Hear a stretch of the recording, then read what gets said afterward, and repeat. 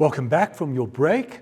Now let's focus our thinking about physics in terms of things that are not related to mechanics totally, but related to electrostatics and electric circuits.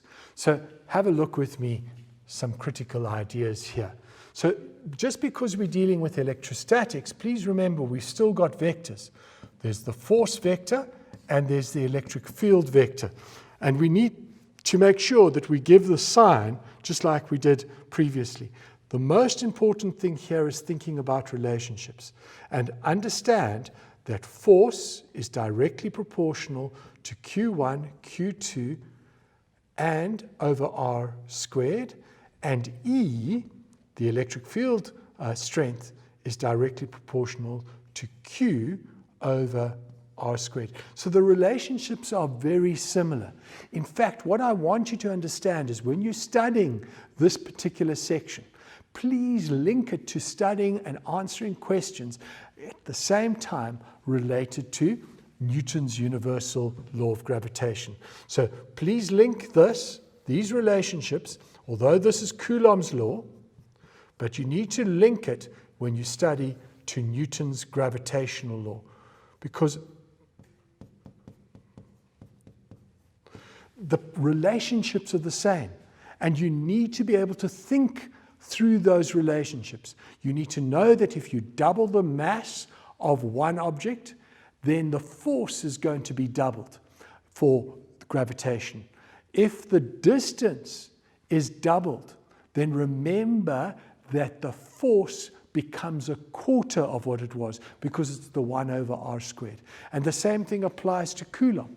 Charge and distance, as you bring charges closer together, if you halve the distance, you're going to increase the force by 4 times because it's the number that you're doubling, or you're times 2, and you're then squaring it, which gives you 4, and then you're doing 1 over, and it goes up to the top or it goes to the bottom. So be careful about that and understand that process. And so I want you to be looking at that sort of idea as we come to this question on electrostatics. And I'm not going to spend a long time on it, but I'm just going to point out some key points that you need to take note of. So that's 2 identical point charges. So they have the same charge. They're both positive or they're both negative. The diagram tells me they're both positive. They're placed 100 millimeters apart. Immediately I see 100 millimeters, I must think SI units. And the SI unit must be in meters. And so how am I going to do the conversion? I'm going to say 100 times 10 to the minus, this is going to be 10 to the minus 3 meters. Okay. Milli means times 10 to the minus 3. Nano means times to the minus 9. Micro times 10 to the minus 6, and so on. You need to be able to do those conversions in your sleep almost. Okay, the electrostatic force between Q1 and Q2 is 5,09 newtons. And the first thing we're asked to do is to draw the electric field pattern. So this is some book work in terms of what the electric field pattern is. Remember what that field pattern is really telling us. It's telling us if we have a positive charge, then if we place a test charge at a certain distance away, in which direction will the force be acting on that? And so you can think it through in terms of where that position of that charge is. The test charge is always positive. So we've got positive, positive. The force is going to be, because it's quite close, is going to be quite a big force in that direction. And so we can draw out the field line pattern. The field lines must never overlap. They must be continuous, and they must show direction. So if I was to actually draw the field line pattern here, it would in fact do something like this. They don't overlap with each other, they move apart, and we get this sort of field line pattern where they touch the surface of the object at 90 degrees to the curve, but they're showing you that there's going to be repulsion between these 2 positively charged objects. Please make sure you learn that. It's not difficult to construct it. If you've forgotten the pattern, just think, what is the field line? Put a test charge, which direction is going to go, and you can work it out. Now, the calculation. Calculate the magnitude of each charge. Here is the classic example where you're going to use Coulomb's law, Q1, Q2 over R squared.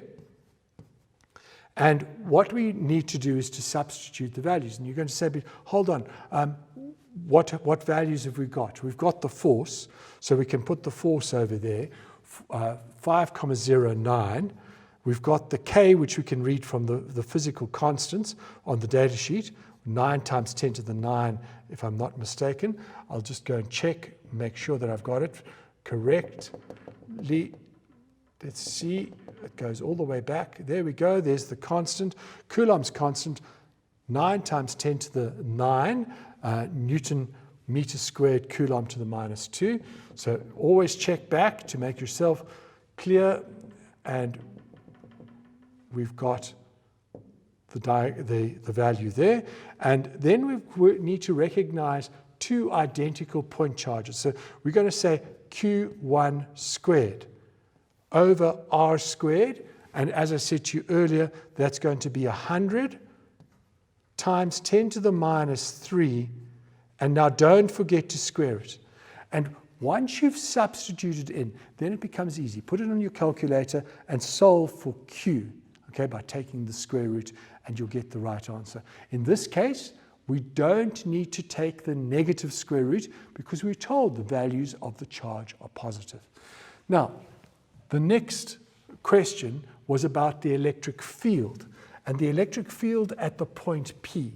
Now, what you've got to recognize here is it's important that if we were to measure the field at point P, you're going to have a contribution from Q2, and you're going to have a contribution from Q1. So how do we know that they're both involved? Because it tells us the net electric field. Guys, when they give you a hint like net field, you've got to say net field, that's resultant. That means I must be adding two together. So if I'm going to go E net, I'm going to say it's the force, the electric field of Q1 at P plus EQ2 at P. Now, notice something. Q2 is 50 millimeters away, so we could do that calculation. We're going to use the equation E is equal to KQ2 over R squared. But do you notice that we could have to do that same calculation all over again for Q1? The charges are the same, but what's changed? The distance between there and there is 3 times more. So in fact, what we can say is the distance is 3 times more, so the force or the field strength is 1/9. So this one is 1/9 of Q2. And that just saves me time as I'm starting to think about the 1 over R squared relationship. Now, if you're not following that reasoning, it's fine. Substitute into the calculator, take a few minutes, get it right, add the two together. Notice in this case, they're both positive charges, so the vector line here will be adding them together. Right. Now, we want to talk about not just electrostatics, but talking about electric circuits. And when we start to talk about electric circuits, we have to identify the type of circuit given, and we've got to use Ohm's law and always try and look for an alternative method. And you'll see, if you practice circuit diagrams enough times, there are a limited number of combinations you can get. I'm just going to go through one or two just to point out some details here. So the battery that is here is connected, and there's negligible internal resistance. In some questions, you'll be told there is internal resistance, but here for the moment, this resistance is negligible. We don't know the resistance of R, so that one is unknown. When the switch is closed, the voltmeter reads 15 volts. So because there's no internal resistance, we recognize this is the EMF.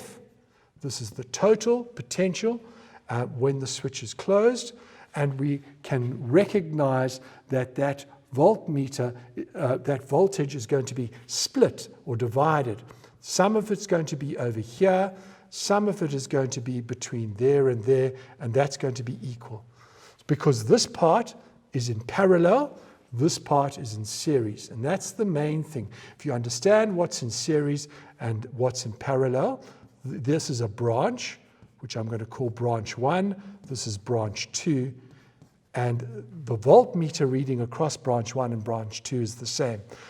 Notice that these two are in series within branch 2.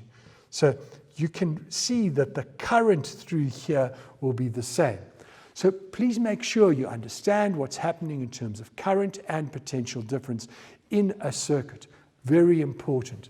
Guys, I'm not going to do the calculation, but I want to go to an Ohm's law investigation, which is a standard question, and there's the graph for an Ohm's law investigation. But from the graph, you're asked, which quantity does the gradient represent?